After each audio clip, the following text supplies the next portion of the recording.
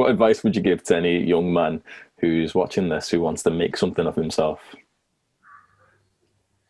I suppose what would you class as make something of themselves? Do you think that's when they feel successful about themselves, or when they're happy? That's it. Yeah, I think so. I don't think there's one straight answer to that because everyone marks happiness differently. So like my probably, I think we all go through different stages in life where happiness and success is different things. So I think if I was going to give a piece of advice, I would always say that you probably know best.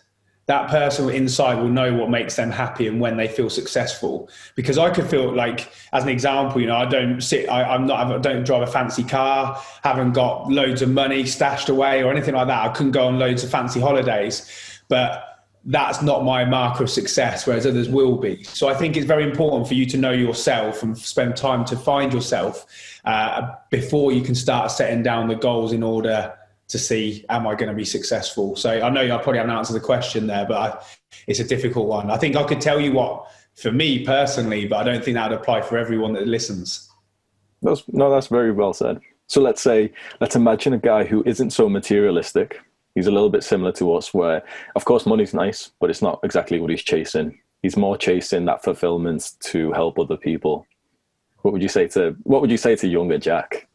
Okay, yeah. So I'd say, yeah, that's cool. So I'd say find what you love doing. So find an angle into making a difference and caring about others. So, for instance, you've done yours through what I'd probably class as mental health and that support. I probably did mine through fitness because that was my interest. And I think the second point to it, and the final one would be then your limitation. So what has stopped you trying that already? There'll be something. So for instance, mine when I was younger, especially my time early on in the military, my limitation was being scared of failure. So I feared messing up and looking silly in front of others. So if you probably summarize that, I was worried about what other people thought too much.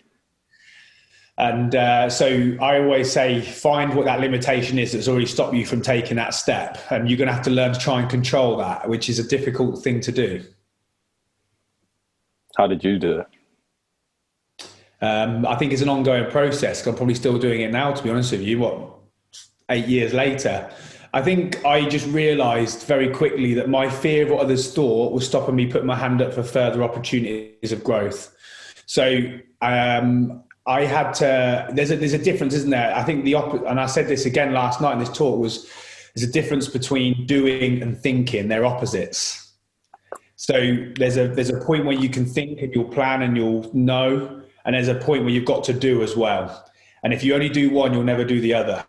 So you've got to make sure that you understand. So for me, it was very much like, well, look, I was thought about it. I was like, I know what's stopping me doing this. I'm scared of failing, right? So then I was like, well, I need to do something about that. So I was starting to do fitness. And my first stage was I'm going to enter a fitness competition.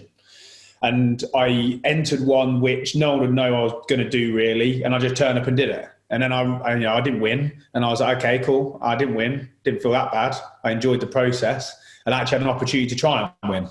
So I was like, great. So that then just evolved of me then adding those layers on. But I think it's, everyone's limitation. I think I always think you're consciously working on it consistently. I'm still working on the whole idea of caring about what others think.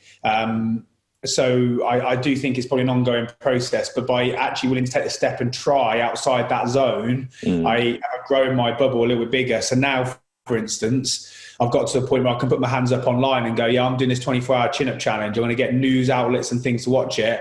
And, there's probably at the minute, maybe like a 60, 70% chance of me failing the event. But I'm willing to put my hand up and try it because it gives me the opportunity to do it. So something you just said that it's that split of the opposites of thinking about it and doing it, thinking about it and taking action. What would you say is some advice for someone who struggles to do the second part of taking action? I'd probably say break it up. So often, let's say, for instance, we're looking at opening a gym together, yeah?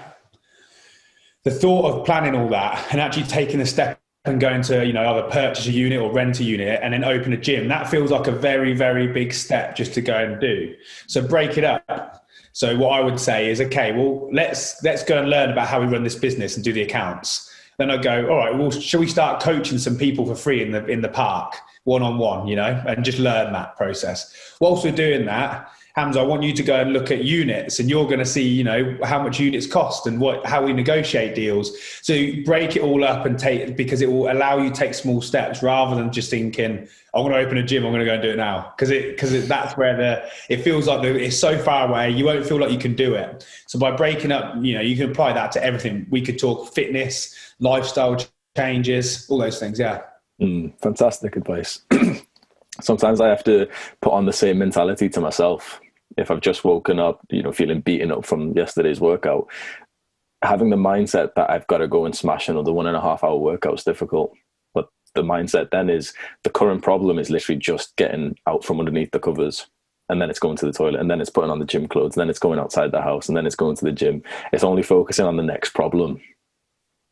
Indeed. Yeah, exactly that. That's so true. Breaking it down. It's a very nice way to put it, because I think that applies to someone in any level right now.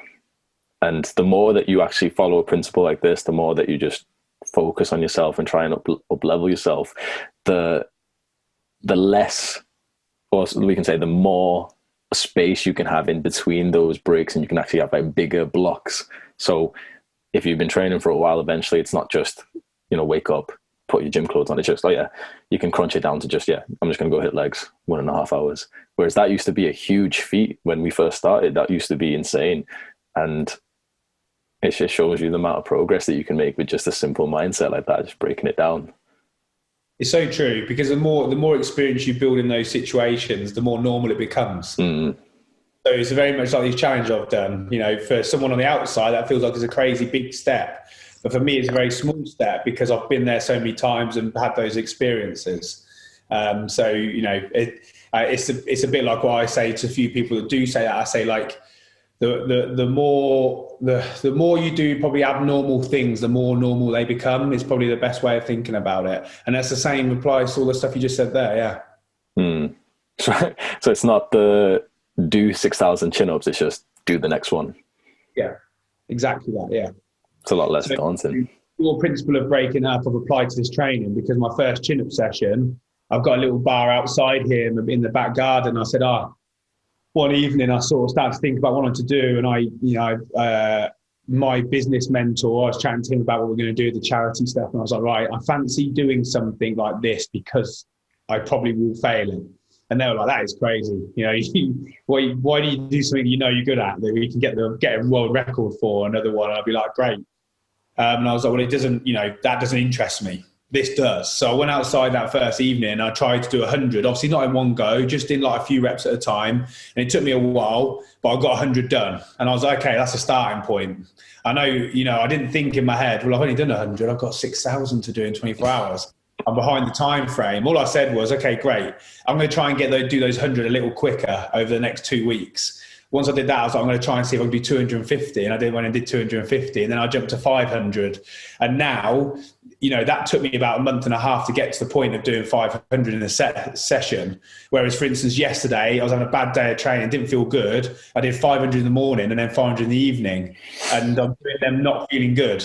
So it shows the transition as you start to break it up and take those steps towards that end goal. So, yeah, I think that's so important.